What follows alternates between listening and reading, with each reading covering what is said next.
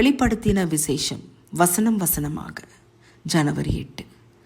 தலை கீழாக மாறிய ஒரு சாட்சி காட்சி.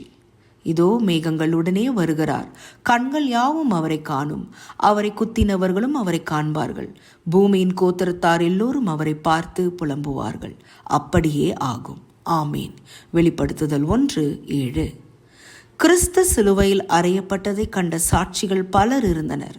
இப்போது அவரை குத்தினவர்களும் அவரது 2ஆம் வருகையை காண உயிர் தெழுப்பப்படுவார்கள் என்று வெளிப்படுத்துதல் விளக்குகிறது. கிறிஸ்து திரும்பி வருவதை காண்கிற 3 கூட்டத்தார் யார் என்றால், உயிர் தெழுப்பப்படுகிறவர்கள், உயிரோடு இருக்கிற நீதிமான்கள் 1 தெசலோனிக்கேயர் 4:16-17, உயிரோடு இருக்கிற துன்மார்க்கர் வெளிப்படுத்தல் 6:16 என்று வேதாகமம் சொல்லுகிறது. இந்த வசனம் கொடுக்கிற கூடுதல் தகவல் என்னவென்றால், கிறிஸ்துவின் மரண தண்டனையில் பங்கேற்று மரித்த சில துன்மார்க்கரும் விசேஷமாக உயிர்த்தெழுப்பப்படுவார்களாம். கிறிஸ்துவின் 2ஆம் வருகையை பற்றி தானியேல் 12:2 விளக்குவது போல, பூமியின் தூளிலே நித்திரை பண்ணுகிறவர்களாகிய அநேகரில் சிலர் நித்திய ஜீவனுக்கும் சிலர் நித்திய நிந்தைக்கும் இகழ்ச்சிக்கும் விழித்து எழுந்திருப்பார்கள். வலியுறுத்தல் சேர்க்கப்பட்டது. இந்த வகையான சாட்சிகளின் கூட்டம் பெரிதாக இருக்கும் என்று சிலர் நம்புகிறார்கள். உபத்திரப்படுத்துகிறவராக இருந்து பின்னர் அப்போஸ்தலனாக மாறிய சவுலிடம் கிறிஸ்து பேசின போது, சபையை தாக்குகிறவர்கள் தம்மையே தாக்குவதாக சொன்னார். அப்போஸ்தலர் 9:1-5. தேவனுடைய மக்களை மிக கொடுமையாக துன்புறுத்தினவர்களும் இயேசுவின் வருகையை காண எழுப்பப்படுவார்கள் என்று நம்புவது நியாயமானதே. இந்த முழு புத்தகத்தின் கருத்தை இன்றைய வசனம் அறிமுகப்படுத்துகிறது. கிறிஸ்துவின் சீக்கிர வருகை. வேதாகமம் எவ்வளவு அற்புதமாக ஒருங்கிணைக்கப்பட்டுள்ளது என்பதை கவனியுங்கள். இது கிறிஸ்துவினுடைய 2ஆம் வருகையின் விதம் பற்றி மீண்டும் மீண்டும் உறுதிப்படுத்துகிறது. அவர் எடுத்துக்கொள்ளப்பட்ட வண்ணமே அப்போஸ்தலர் 1:9-11. மேகங்களுடனே திரும்ப வருவார்.